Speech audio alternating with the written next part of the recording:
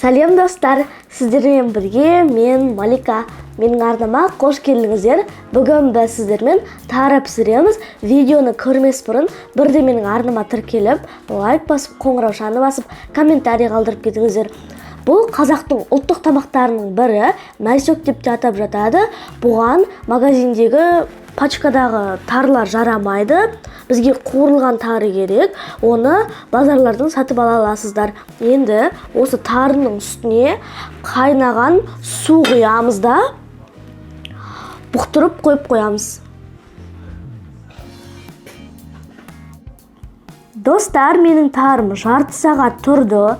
Осындай ісінді, көбейді. Бұны негізі әркім әртүрлі жасайды.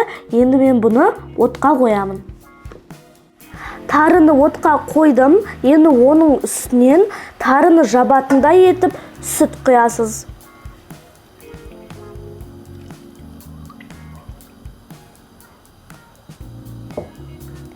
Енді оның үстіне қант қосасыз. Сары май қосасыз да.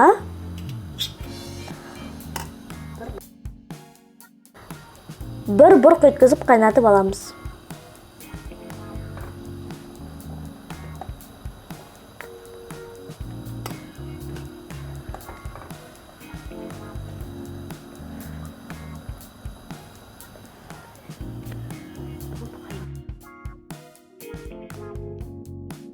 Сонымен достар, біздің тарымыз дайын. Өте күшті болып шықты. Иісі деген керемет. Сәресіне міндетті түрде жасап көріңіздер. Сіздерге ұнайды деген үміттемін. Егер де сіздерге рецепт ұнаса, лайк басып, арнама тіркеліп, қоңыраушаны басып, комментарий қалдырып кетіңіздер. Ендеше ас дәмді болсын. Сау болыңыздар.